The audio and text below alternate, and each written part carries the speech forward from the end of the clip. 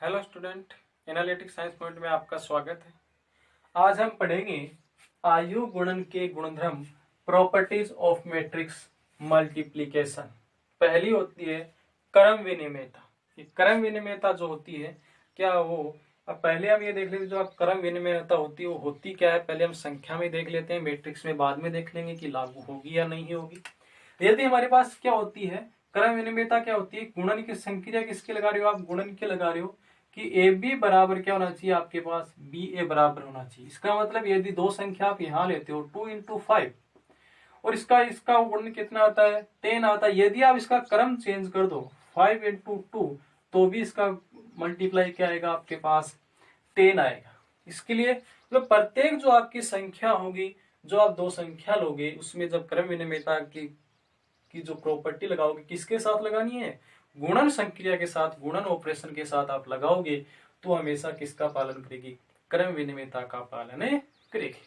अब क्या जो आपकी जो मैट्रिक्स होती है वो गुणन गुणधर्म का पालन करती है या नहीं करती है, तो पहले जो गुणन गुणधर्म का पहले क्या है क्रम विनिमयता, तो क्रम विनिमयता का पालन करेगी या नहीं करेगी। तो जो मैट्रिक्स आपकी होती है वो सामान्यतः इनका पालन नहीं करती है। क्यों? क्योंकि हम गुण किस प्रकार से करते हैं, मैट्रिक्स जैसे ए बी ली और ये बराबर बी ये होना चाहिए हमारे, तभी क्या करती है वो गुणधर्म का पालन करती है। अब कभी तो ये मान तो हम ज्ञात कर सकते हैं ए बी बराबर बी ए, तो ये मान क्या आ सकते हैं, कभी इसके ऑर्डर अलग अलग आ जाएंगे, कभी मैट्रिक्स गुणा करने के बाद ये जो मैट्रिक्स आएगी ये अलग, ये दोनों अलग अलग आ सकती हैं, या ये ज्ञात कर सकते हैं या ज्ञात नहीं कर सकते हैं।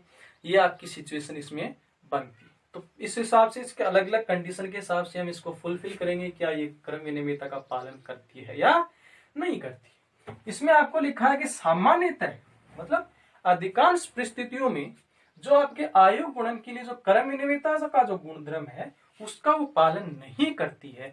99% में ऐसा लगभग होता है कि बहुत ही कोई रेयर काफी कंडीशन आती है जिसमें इसका पालन कर सकती है हम इसका।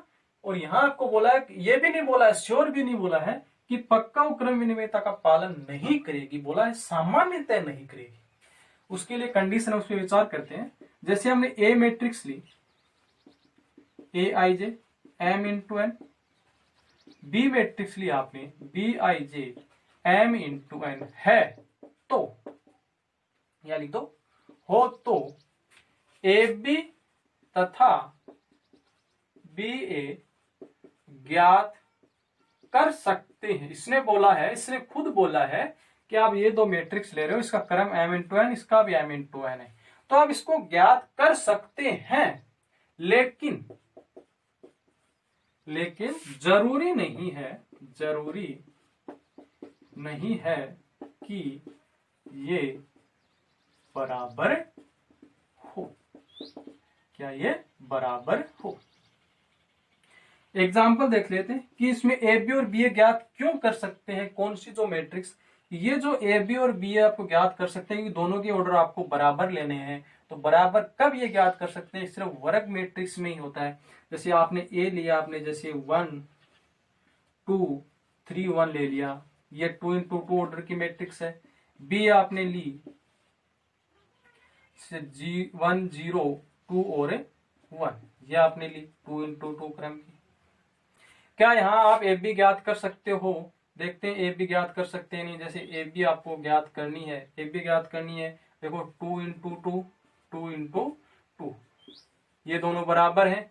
ये मैंने आपको बताया था, पहली वाली की जो क्या स्तंभों की संख्या, दूसरे की पंक्ति की संख्या, इसका बराबर है, बात कर सकते हैं। तो ए बी का ऑर्डर क्या आएगा, यहाँ पे ऑर्डर आएगा जो बचा हुआ, इसमें पंक्तियों की संख्या और इसमें स्तंभों की संख्या। क्या इसमें बी ए ज्ञात कर सकते हो?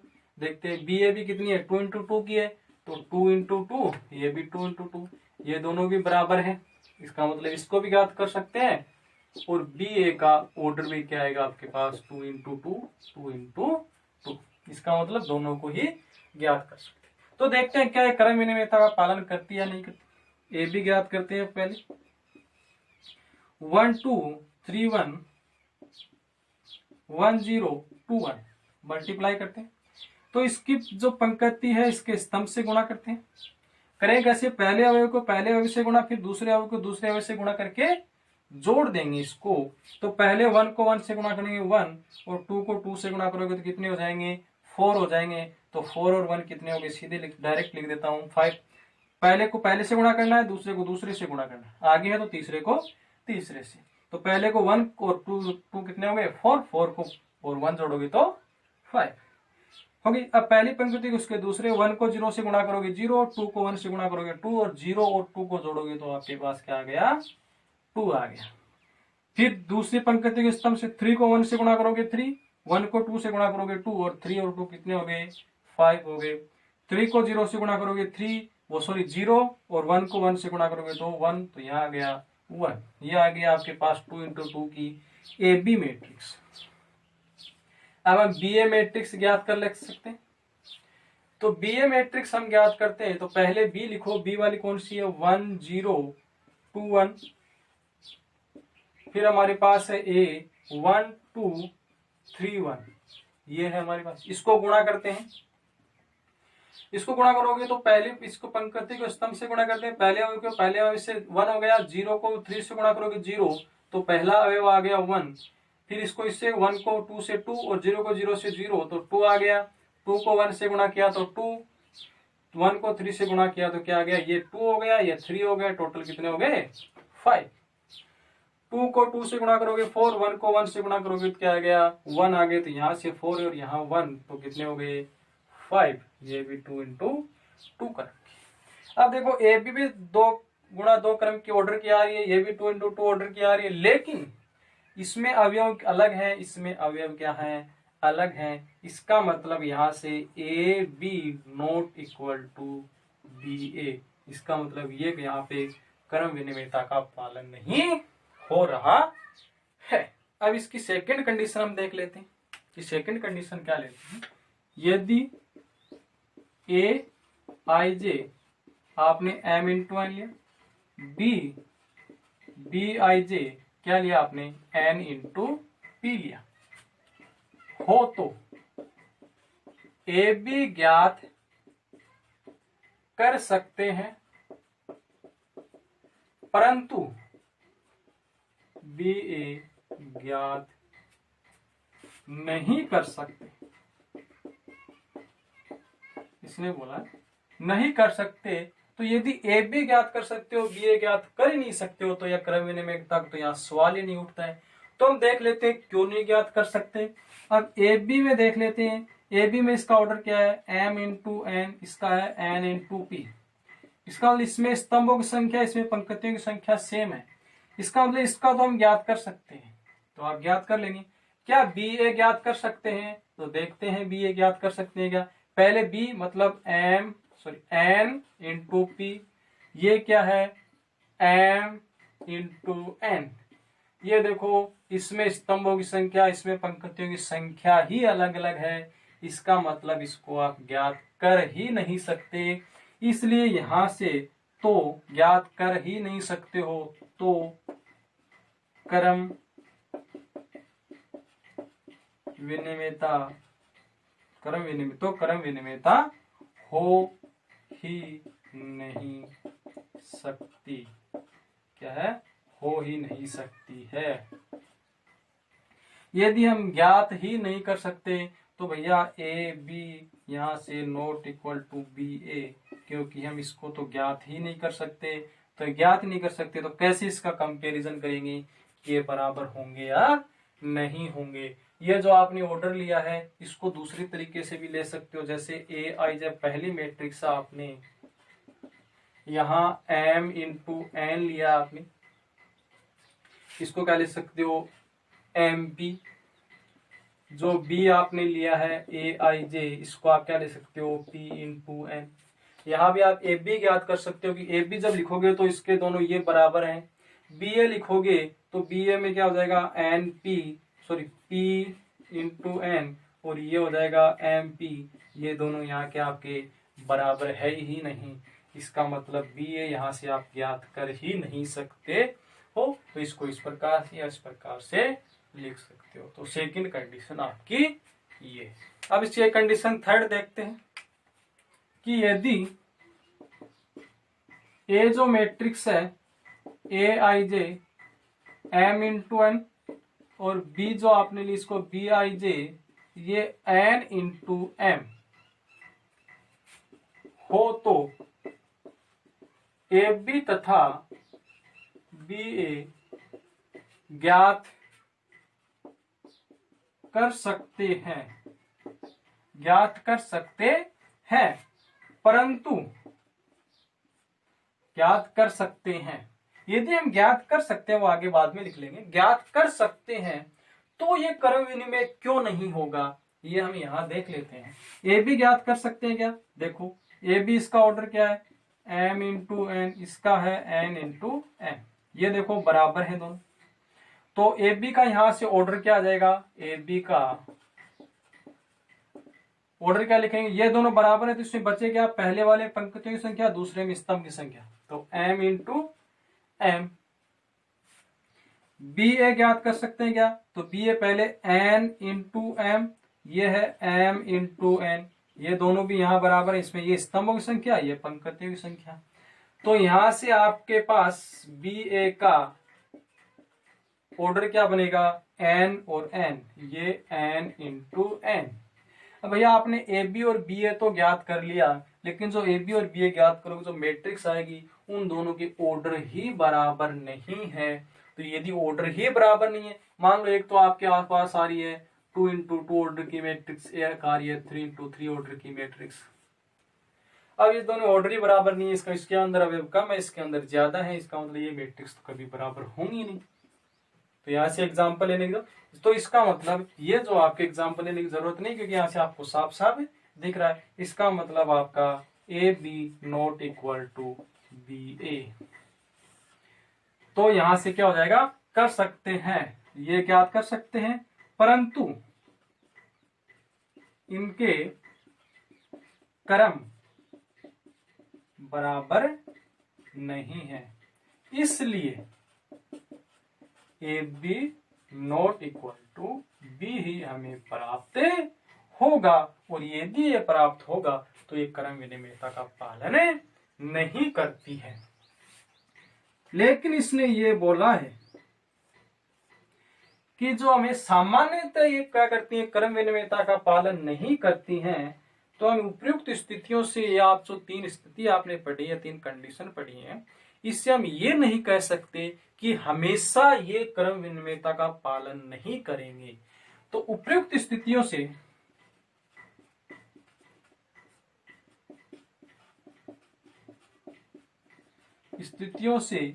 यह नहीं साबित होता है, या यह नहीं कह सकते हैं कि यह हमेशा क्रम विनिमयता का पालन नहीं करेगा। विशेष स्थितियों में क्या कर सकता है, कोई विशेष परिस्थितियों में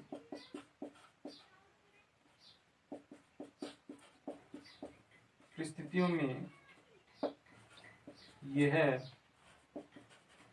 पालन कर सकता है, मतलब कोई विशेष परिस्थिति आपके पास ऐसी बन जाए जिसके अंदर ये क्या कर सकता है, क्रम विनिमयता की पालन कर सकती है, जो आपकी मैट्रिक्स से होती है, अन्यथा नहीं करती। अब हम इसकी सेकंड प्रॉपर्टी देखते हैं, साहचर्यता की, एसोसिएटिव।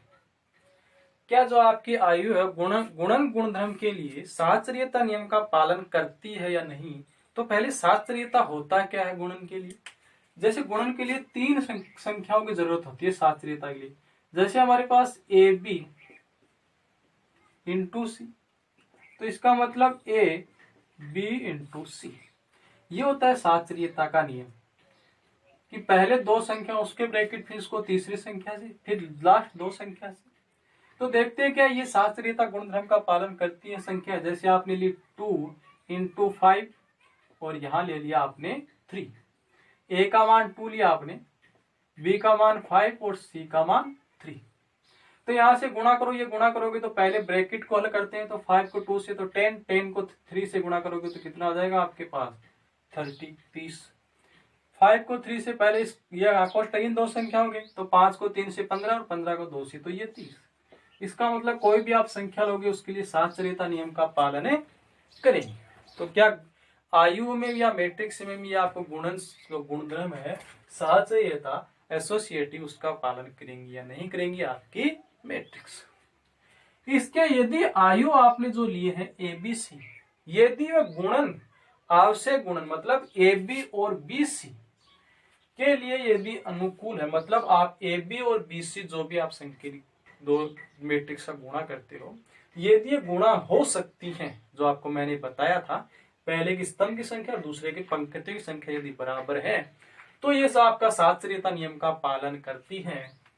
जैसे हम लिख सकते हैं ए बी सी बराबर A B C.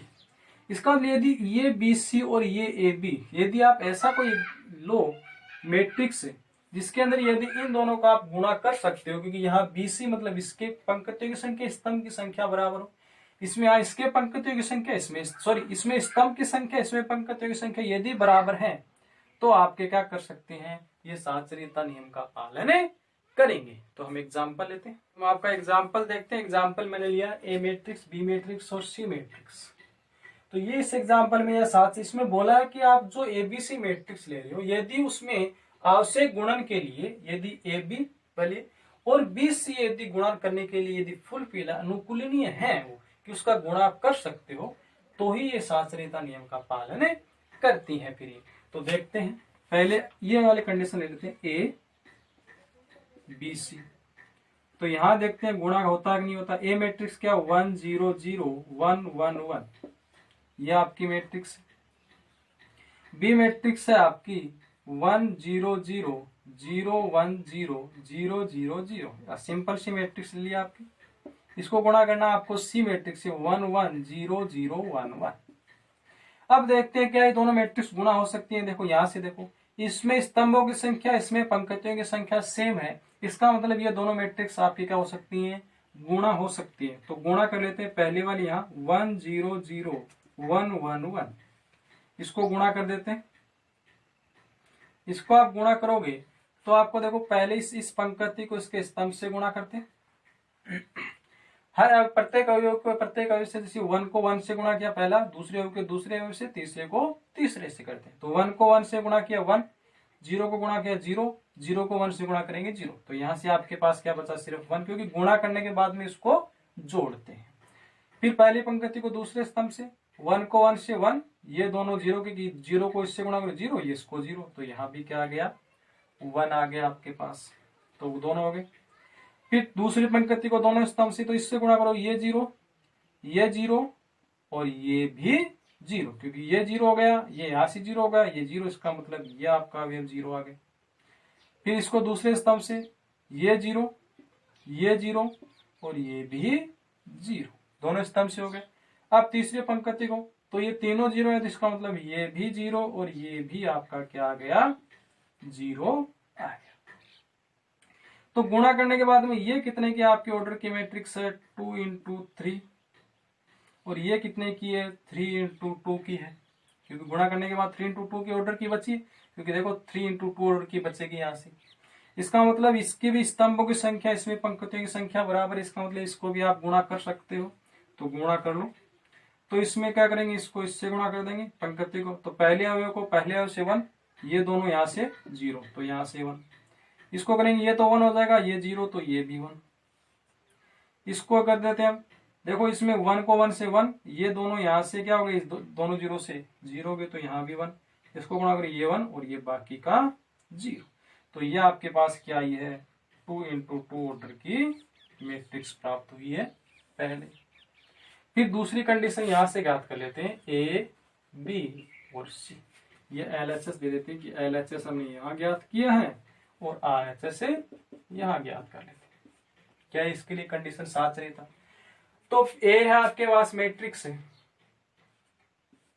A matrix है 1 0 0 1 1 1, ठीक है। गुणा करेंगे बी मैट्रिक्स से, बी मैट्रिक्स है 1 0 0 1 सॉरी यहाँ 0 0 0 0 0, ये हो गई। इसको गुणा करेंगे हम सी मैट्रिक्स से, तो सी मैट्रिक्स आपके पास 1 1 0 0 1 1। तो पहले इन दोनों को करेंगे, तो देखते हैं ये दोनों मैट्रिक्स गुणा होती नहीं। देखो ये भी आपके पास क्या है 3 है, और इसमें भी क्या आपके पास 3, इसमें स्तंभों की संख्या इसमें पंक्तियों की संख्या बराबर है, तो गुणा हो जाएंगे। तो गुणा कर दो, तो डायरेक्ट कर देते हैं इसकी पंक्तियों को इसके स्तंभ से।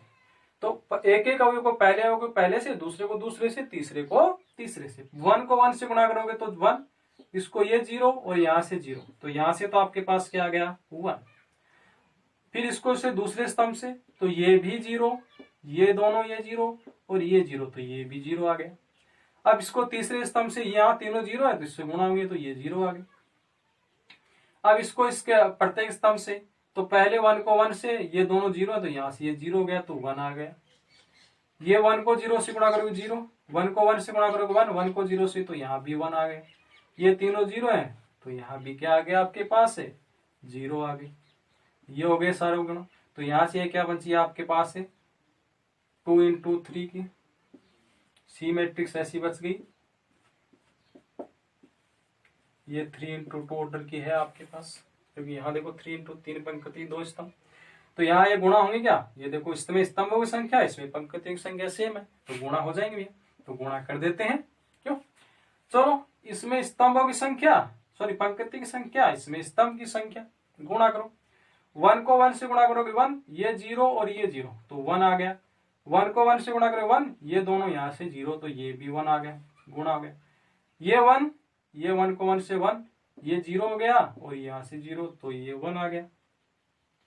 देखो अब इसको गुणा करेंगे इससे गुणा कर दिया, ये क्या आ गया आपके पास है 1 आ, इसको गुणा करोगे 1, ये 0 ये 0, ठीक है। इसको गुणा करिए 1, ये 0 और ये 0। अब इसको गुणा करेंगे, ये 1, ये 0 ये 0, 1 हो गया। इसको गुणा करेंगे तो ये 1 आ गया, ये 0 आ गया, ये 0 आ गया, तो ये आपके पास 1 2 into 2 ऑर्डर की मैट्रिक्स बनती है। तो यहाँ देखते हैं क्या इसमें, ये देखो ये 1 आ रहा है, यहाँ मिस्टेक हुई। देखो इसको 1 को 1 से गुणा करोगे तो यहाँ क्या आएगा आपके पास है 1 ही आएगा, क्योंकि 1 को 1 से गुणा करो 1, ये 0 ये 0, हम जल्दबाजी में 1 लिख दिया, लेकिन यहाँ क्या आएगा आपके पास है 1 ही आएगा। इसका मतलब ये देखो ये दोनों बराबर आ रही हैं आपके पास, ये मैट्रिक्स और ये मैट्रिक्स, यदि ये दोनों बराबर आ रही है इसका मतलब ये शास्त्रीयता नियम का पालन करता है। तो ए बी सी बराबर ए बी और ये सी। तो यदि आप ए बी और बी सी यदि निकाल सकते हो, गुणन ऐसी मैट्रिक्स लो जिसे ए बी और बी सी का गुणा कर सकते हो, तो आपका शास्त्रीयता नियम का पालन है। अब हम इसमें तीसरी प्रॉपर्टी देखते हैं इसकी, क्या आपकी तत्समकता आइडेंटिटी। तत्समक क्या होता है देखते हैं पहले संख्या कि तत्समक जिसको आप बोलते हो, तत्समक अवयव या जो भी आपका तत्समक अवयव जिसको हम बोलते हैं, यदि आप कोई संख्या लेते हो उसको किससे गुणा करें कि वापस आपको वही संख्या क्या हो जाए प्राप्त हो जाए। तो गुणा किसी भी संख्या को किस संख्या से गुणा करें कि वही प्राप्त हो जाए, तो सीधी सी बात है 1 से गुणा करोगे, तो यहाँ से ए और इसको भी 1 से, क्योंकि क्रम विनिमयता होती है ये संख्या के लिए, तो संख्या के लिए तो क्रम विनिमयता होती है, आपको पता है मैंने बताया था। तो यहाँ यदि आप किसी भी संख्या को 1 से गुणा करोगे तो आपके पास वही संख्या वापस आ जाएगी। इसका मतलब इसके लिए जो तत्समक है या आइडेंटिटी है वो क्या होगा आपके पास से 1 होगा, ठीक है। तो आपकी मैट्रिक्स होती है उनके लिए क्या होती है या जो तत्समकता है, तो जो आपको यहाँ इकाई आयु हो, इकाई आयु जो आपने पढ़ा है, इकाई आयु ही आयु गुणन के लिए तत्समक आयु कहलाता है। मतलब जो आपका आइडेंटिटी जो क्या है इकाई आयु या यूनिट जो आप मैट्रिक्स बोलते हो, वही मैट्रिक्स जो आप क्या लिखते हो, कोई मैट्रिक्स लेते हो उसके लिए वो गुणन तत्समक आयु आपका कहलाता है। तो जैसे हम लेते हैं दैट इज ए, यदि ए जो m इंटू n क्रम का आयु है, तो यदि आपके पास ए मैट्रिक्स लियो m इंटू एन क्रम का मैट्रिक्स है तो उसके लिए आइडेंटिटी क्या होगा, तो इसके लिए तो m i m इंटू ए बराबर ए इंटू आई एन। तो ये जहां आई एम क्रम का क्या है, इकाई मैट्रिक्स है, एम क्रम का इकाई मैट्रिक्स तथा आई एम एन क्रम का इकाई मैट्रिक्स। तो आपको याद रखना पड़ेगा कि जो आपकी कोई भी मैट्रिक्स आप लेते हो उसके लिए गुणधर्म लगाते हो, उसके लिए तत्समकता आपको निकालनी है, आइडेंटिटी आपको निकालनी है। तो उसके लिए क्या होता है, इकाई आयु ही उसका तत्समक होता है।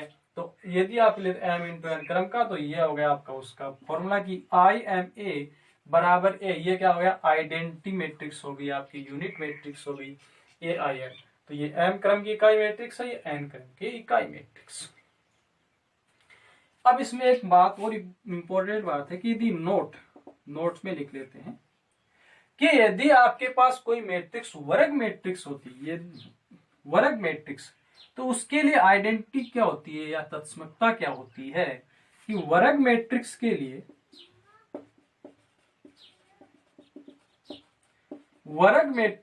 लिए उसी क्रम की, जिस क्रम की आप वर्ग मैट्रिक्स ले रहे हो उसी क्रम की इकाई मैट्रिक्स ही उसकी क्या कहलाती है, उसकी जो आपके आइडेंटिटी मैट्रिक्स है उसी क्रम की क्या लेते हैं, इकाई मैट्रिक्स ही उसकी आयु गुणन के लिए क्या कहलाती है, तत्समकता, तत्समक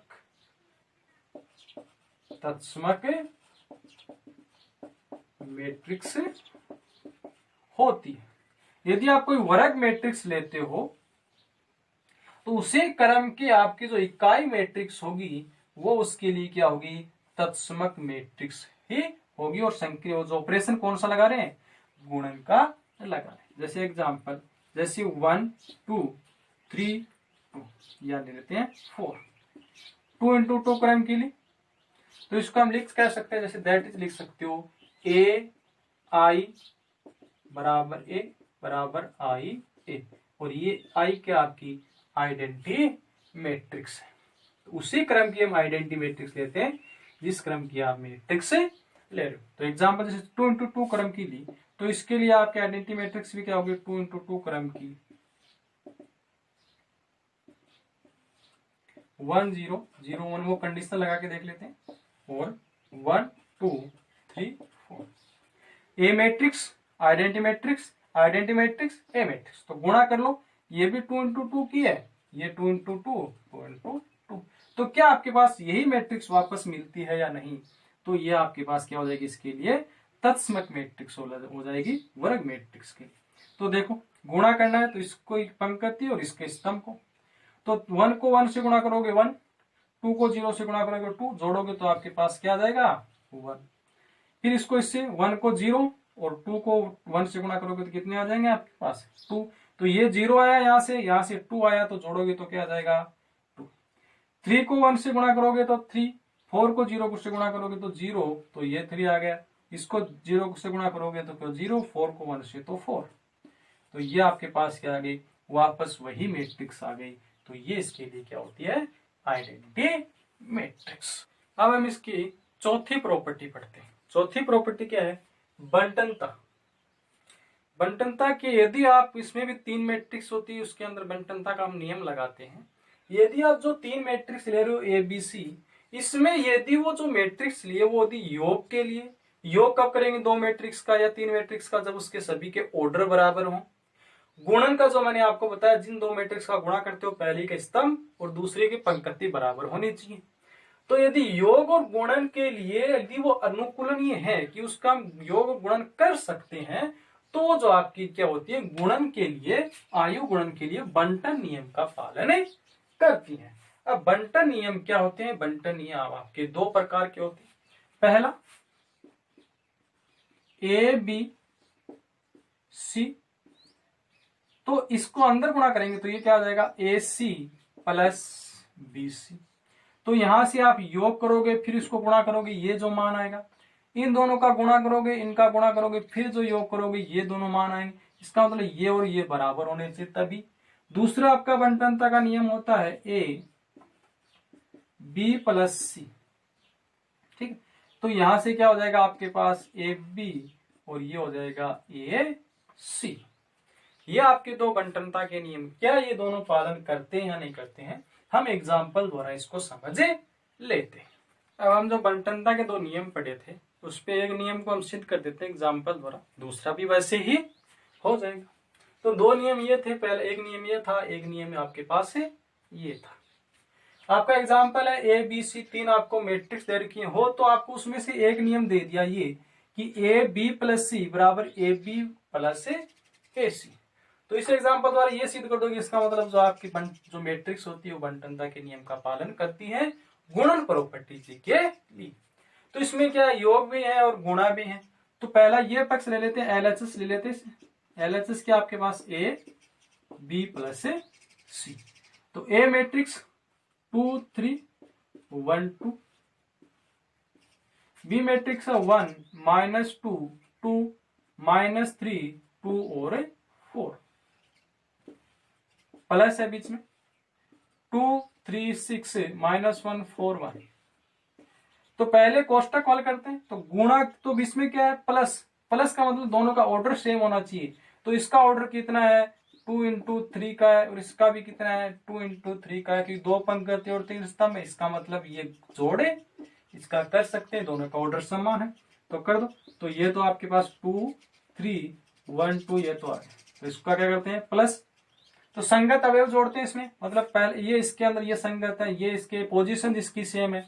तो 1 में 2 ऐड करोगे तो कितना आ गया 3, -2 में 3 ऐड करोगे तो 1, ये आ गया आपके पास 8, -3 और -1 माइनस का 4, 2 और 4 कितने हो गए आपके पास 6, 4 और 1 कितने हो गए आपके पास 5। अब इसका गुणा करते हैं। गुणा करने के लिए पहले वाले की सो ये मैट्रिक्स है 2 × 2 क्रम की, ये है 2 × 3 क्रम की।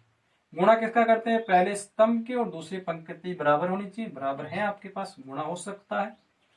तो इसमें आपके क्या लेते हैं पंक्ति और इसमें स्तंभ, गुणा कर दो। एक एक अवयव को करते हैं, पहले को 2 से फिर दूसरे को दूसरे से।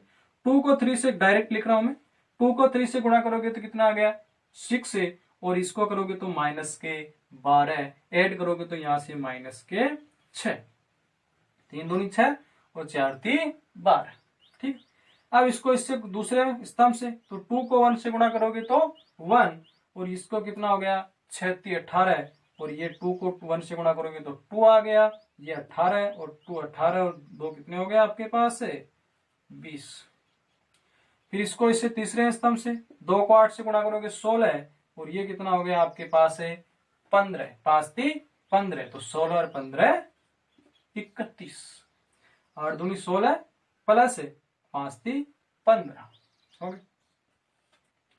अब इससे दूसरे पंक्ति प्रत्येक स्तंभ से गुणा, 1 को 3 से गुणा करोगे तो 3, 2 को -4 से गुणा करोगे तो -8, क्योंकि 4 दूनी 8, -8 में से 3 आप करोगे तो -5, 1 को 1 से गुणा करोगे 1, ये 6 दूनी 12, 12 और 1 13, 1 को 8 से गुणा करोगे तो 8, 2 को 5 से गुणा करोगे तो कितना हो गया 10, और 10 और 8 कितने हो गए 18। ये आ गया आपके पास जो पहली थी ये LHS कितने क्रम की 2 × 3 क्रम की। ये RHS यहां ज्ञात कर देते हैं। RHS क्या कंडीशन है AB प्लस AC। ए क्या आपके पास 2 3 1 2, बी क्या है 1 -2 2 -3 2 और 4, प्लस का साइन बीच में। फिर है AC, ए आपके पास 2 3 1 2, और सी मैट्रिक्स है आपके पास ये रही 2 3 6 -1 4 और 1। इसका इस मैट्रिक्स को गुणा करो, इसको गुणा करो, फिर इसको ऐड करते हैं। चलो गुणा करते हैं, ये गुणा हो जाएगी क्योंकि इसमें स्तंभों की संख्या 2 इंटू 2 2 इंटू 3 बराबर है दोनों, तो गुणा हो जाएंगे। तो गुणा, तो इसमें ये डायरेक्ट गुणा कर देता हूं। 2 को 1 से गुणा करोगे तो 2, ये क्या हो गए 9 माइनस में, और -9 में से 2 घटाओगे तो -7। 2 को 2 से गुणा करोगे तो -4, क्योंकि ये माइनस का 2 दूनी 4 -4, और 3 को 2 से गुणा करोगे तो कितने हो गए 6, 3 दूनी 6, 6 में से 4 गए तो आपके पास बचे 2। इसको इससे तीसरे स्तंभ से 2 को 2 दूनी 4 और 4 3 12, 12 और 4 कितने हो गए 16। अब दूसरी पंक्ति को प्रत्येक स्तंभ से 1 को 1 से गुणा करोगे तो 1, ये 3 दूनी 6 -6 तो -5, -2 और 4, तो ये 2 दूनी 4, 4 में से -2 घटाओगे तो आपके पास कितने आ गए सॉरी ये प्लस का 4 है, ये माइनस का 2, तो यहाँ 2। अब इसको इससे गुणा, 1 को 2 से गुणा करोगे तो 2, 2 को 4 से गुणा करोगे तो 8, 8 और 2 कितने हो गए 10, क्योंकि ये 2 आ रहा है और ये 8 आ रहा है, हो गया। इसको भी हम गुणा कर सकते हैं, 2 को 2 से गुणा करोगे तो 4 और ये माइनस का 3, तो यहां बचेगा 1, 2 दूनी 6 और इसको करोगे तो 12, 12 और 6 कितने हो गए 18। ठीक है, तो ये 2 दूनी क्या हो गया, इसको 2, ये हो गया आपका 3 दूनी 6 और ये हो गया 4 3 12 और 12 और 6 18। ठीक है, ये हो गया आपका। अब गुणा करते हैं इसको तीसरे स्तंभ से, 2 को 2 को 6 से गुणा करोगे 6 दूनी 12, 3 को 1 से गुणा करोगे तो 3, 12 और 3 15, ये हो गया आपके पास। तो 1 को 2 से गुणा करोगे तो 2, 2 को ये करोगे तो माइनस का 2, 2 और माइनस का 2 यहां तो क्या आ गया 0। 1 को 3 से गुणा करोगे 3, ये हो गया 8, 8 और 3 11, 8 3 11, क्योंकि ये 3 है ये 8 है, इसको गुणा कर दो, ये आपके पास कितना हो गया 6 और ये आपके पास कितना हो गया 2, 6 और 2 8। अब इसको आप जोड़ सकते हो, दोनों के ऑर्डर बराबर है, ये भी 2 इंटू 3 की, ये भी 2 इंटू 3 की, संगत अवयव। 7 रह गए माइनस के 6, 2 ये 18 20, ये कितने हो गए 31, ये माइनस के 5 और ये कितने हो गए 13 और ये कितने हो गए 18, ये भी आपके पास 2 इंटू 3।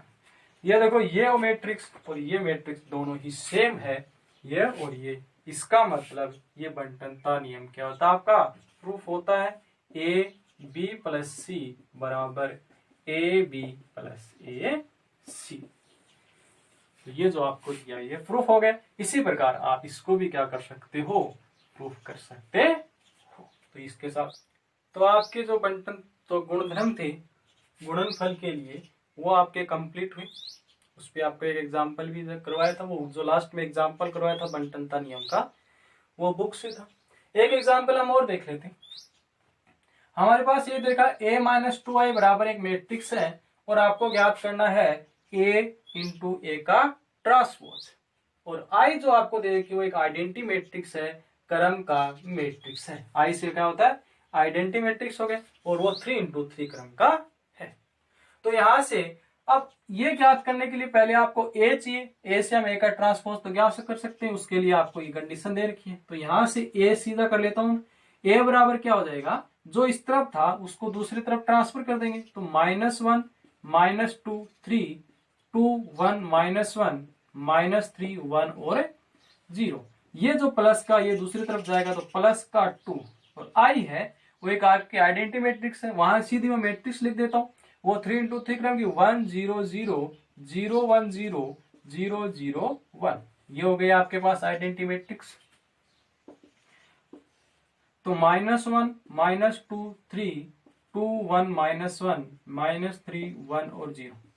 पहले इसको अदिश गुणा कर देते हैं क्योंकि ये एक अदिश संख्या है, तो पहले इसको ये गुणा कर लेते हैं। इसका मतलब ये जो अदिश संख्या होती है मैट्रिक्स के प्रत्येक अवयव से गुणा होती है, प्रत्येक एलिमेंट से। तो 2 को सबसे गुणा करोगे 2 0 0 0 2 0 0 0 2।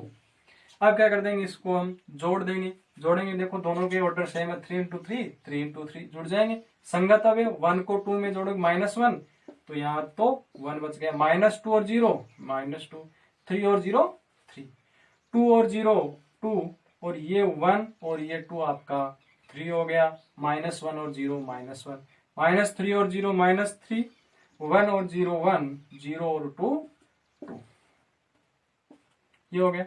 ये आ गया आपके पास ए, 3 इंटू 3 करूंगा।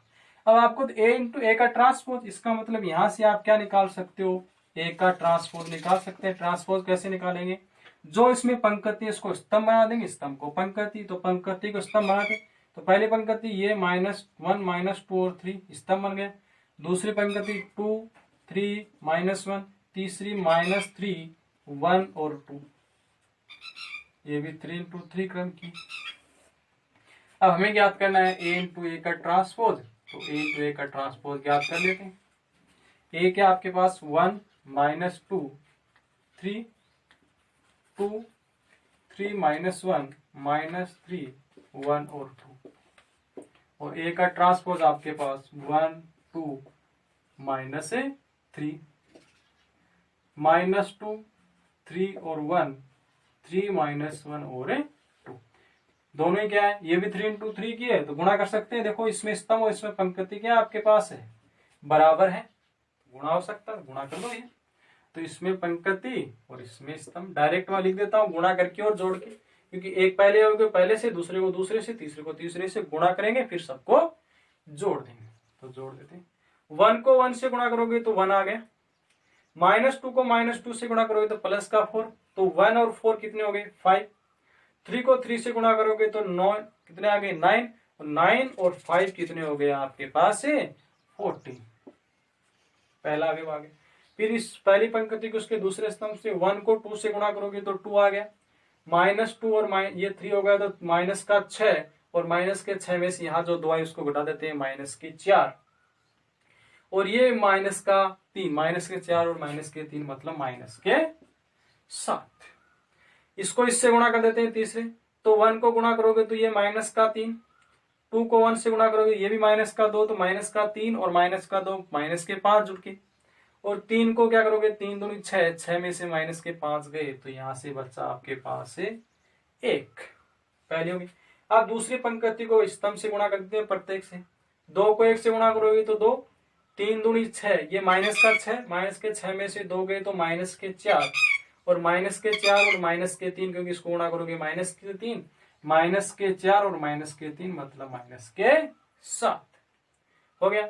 2 को 2 से गुणा करोगे 4, 3 को 3 से गुणा करोगे तो कितने हो गए 9, 9 और 4 कितने हो गए 13 हो गए, और माइनस को -1 से गुणा करोगे तो प्लस का 13 और 1 14।